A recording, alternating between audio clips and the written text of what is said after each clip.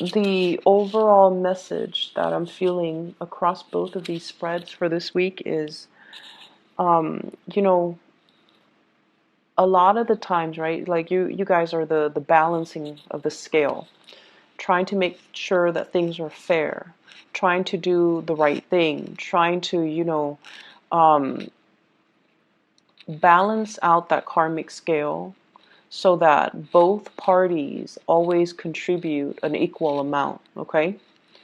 And I'm reminded of the situation where it's a picture that I saw on social media. It's about, being fair and also being equitable. And you have like a short man. He's standing on two crates and he can barely still, because he's so short, even though he's standing on two crates, he can't look over the fence and see the soccer match. Whereas you have another really tall man, and he's also given the same amount of crates to stand on. So he has two crates. And so he's towering over this fence and he's looking at the soccer match. Whereas the shorter man, they're both given two crates. So yes, it is fair, right? It's equitable because they're getting the same amount of crates. But one person is born kind of well endowed, they're tall and they're able to look over that fence. Whereas other people are not as fortunate and they're born a lot shorter, they're disadvantaged. And that's just, a simple analogy. But what I feel is that message is what I'm seeing in this spread here, where it's like fairness needs to be also context specific. Not everything in life needs to be calibrated, nickel and dime, and balanced out, and equal give and take. When one partner is kind of low, at a low point in their life, we have to step up. If we love them, if we want the relationship to survive, we need to step up. And who knows how long they're going to be down for, but we need to do the right thing because we love the person and because we cherish the relationship. And likewise, when you're down in the dumps, they're going to have to step up too, and they might not know how long it's going to be. And it's these moments where the balancing scale, when the scales are off or the scales are off kilter, that's when we really understand and truly see how the other person treats us. And that's what really dictates, whether or not they really love us. So in relationship, maintaining the niceties, maintaining the balancing act, maintaining the scales of equilibrium, not to rock the boat, not to, upset the apple cart, or like walking around on eggshells around another person. All of these things are kind of, they're just the veneer. They're just like the superficial things that we do to maintain a very balanced relationship. But the tipping point, the sore spots, it's when the trouble begins. It's when people are put under pressure. That's when we know what people are all about, and that's when we, or even you Libras, know what you're all about. Are you willing to rough it out? Or do you run at the first sign of trouble? So I feel like this is the week where you have to kind of examine the deeper motives, okay? And your deeper intentions. And this is the week where you're going to have to kind of look at yourself in a way that you might not have had the courage to do before.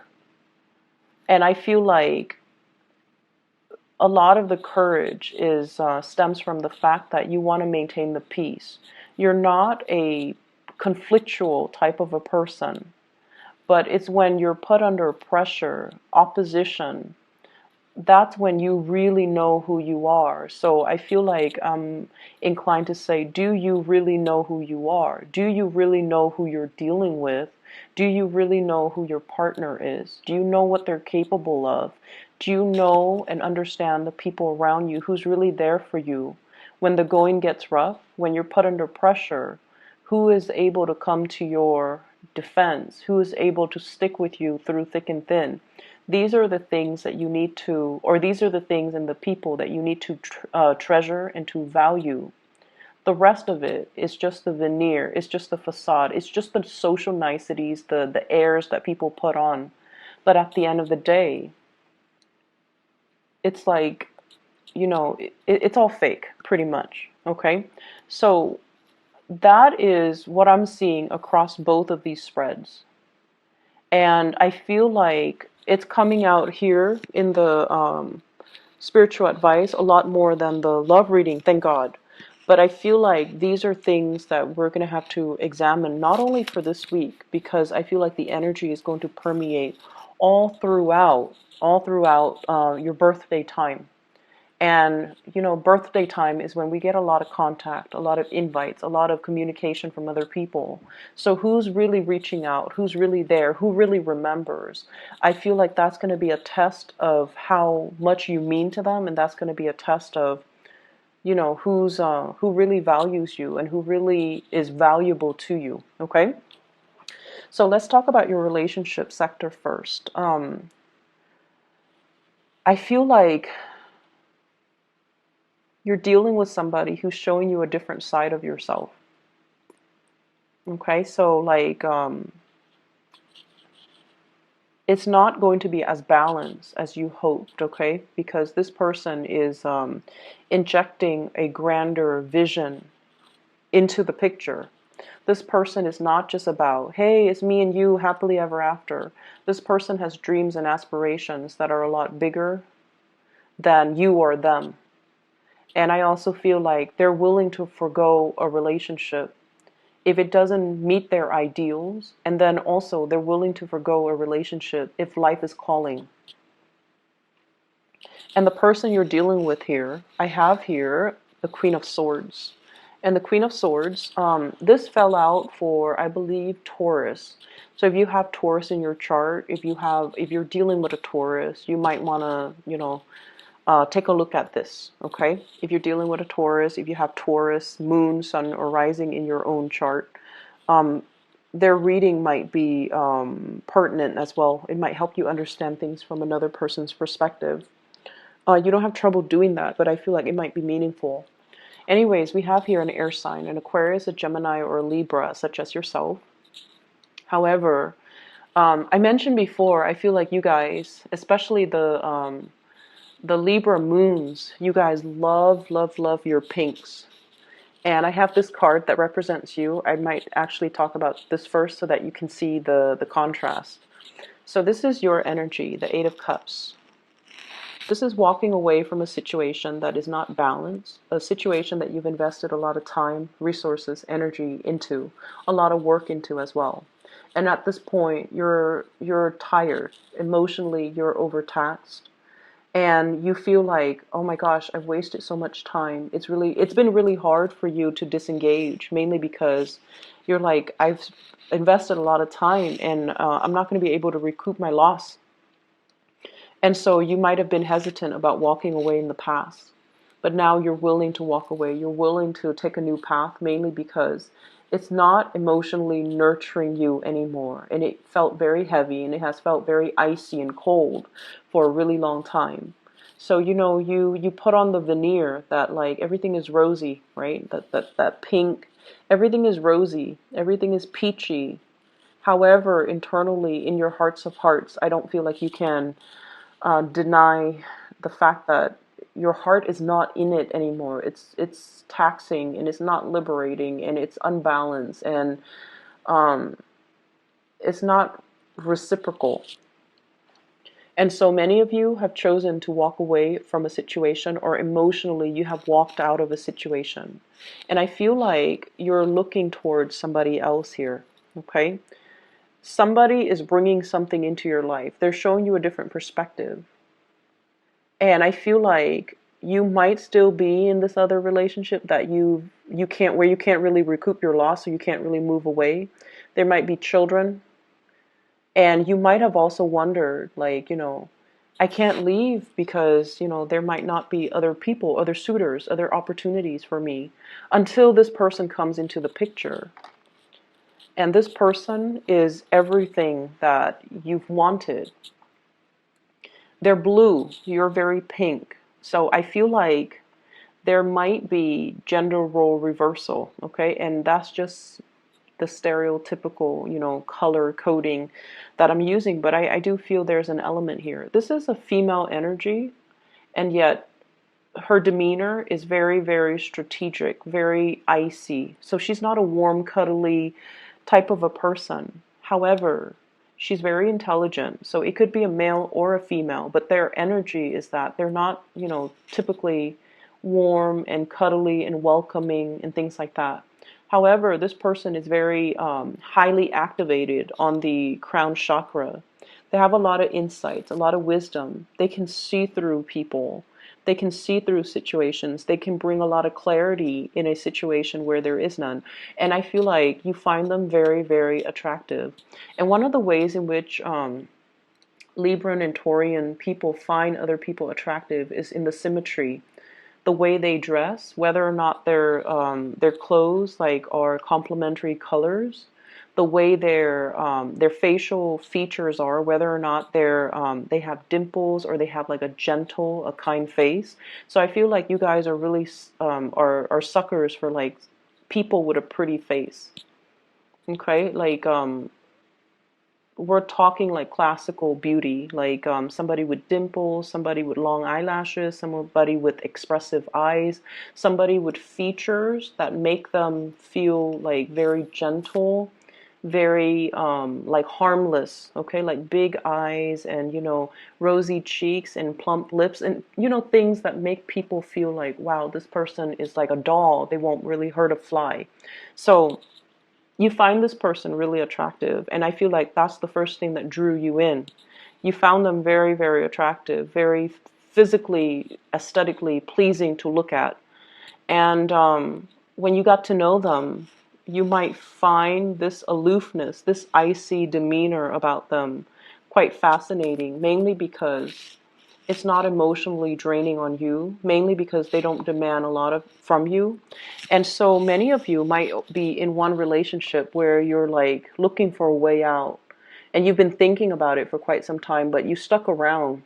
And I feel like this person is like a breath of fresh air into your life, and you're kind of starstruck, but you're just like, maybe I can have both. Like I see this element about weighing out the pros and cons, and at the end of the day, you've concluded, maybe I don't have to forego one to have the other. Maybe I can do both because this person doesn't seem like they're emotionally needy. So I can put my emotional needs here and just, have this person in whatever way I can because they're not going to make demands of me. And I feel like at first it was like that. However, you became attached to the other person. They're like this, very aloof. They can take care of themselves. They're independent. They don't really need another person.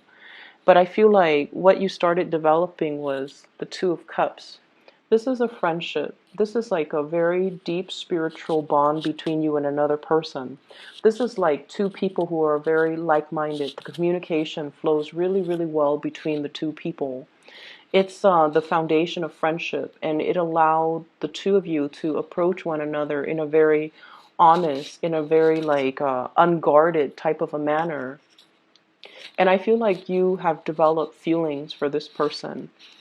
You didn't think it was going to happen like that. You thought you could handle the disconnection, I guess. But then the other person draws you in, and then you end up at this Two of Cups phase where you feel like this person is my kindred soul. They really, really, really get me. And I feel like the trouble is right now, this is a really beautiful card, but I feel like the person that you're dealing with, you might not be physically intimate with them. There might be an emotional affair. There might be, if you're in another relationship, there might be an emotional affair. I don't see a lot of things here that indicate, well, I definitely see attraction.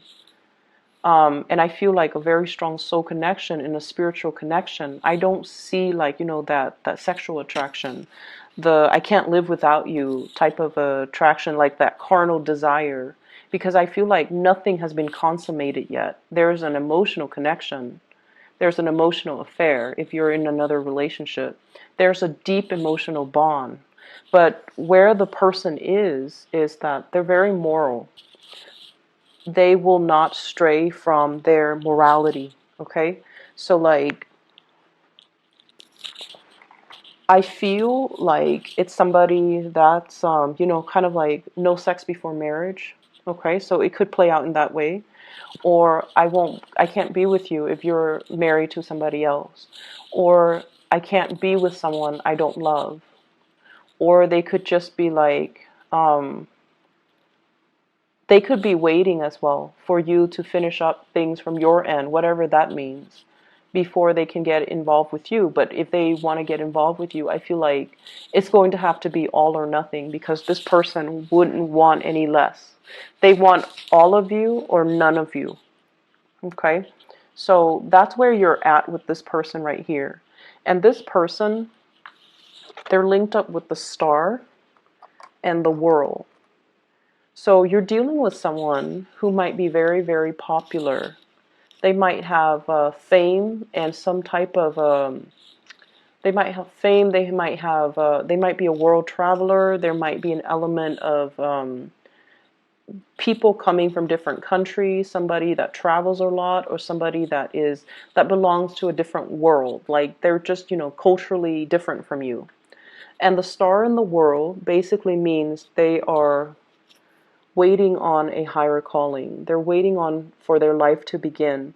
They're waiting for opportunities to travel. They're waiting for opportunities to kind of move away, pursue their life, or allow their lives to start. So I feel like at a moment's notice, they're going to be on their way out. They're going to be seeking other opportunities. So there's somebody here that you definitely have a very strong connection with, but it seems like you're tied up in something else. You're not able to give them whatever it is that they want, or whatever it is that you want from them, to solidify a really strong relationship. And the feelings are definitely mutual. With this Two of Cups, it's a soulmate connection. It's a very strong spiritual bond. But I feel like if you don't recognize it for what it is, it's going to slip away. And soulmate connections, they come in they're not rare per se, but I feel like there's a time and a place for it. And the soulmate connection can also run its course too. There's a time and a place for that as well. So if you're not quick on the uptake and recognize this situation for its rarity, and for, how powerful it is, I feel like it's going to slip you by, because the other person, they're going to be drifting away. Okay? This is the escape here. Things coming to a culmination, things coming, it's like coming full circle and coming to an end, closing out of a cycle, mainly because we have healed up from the past.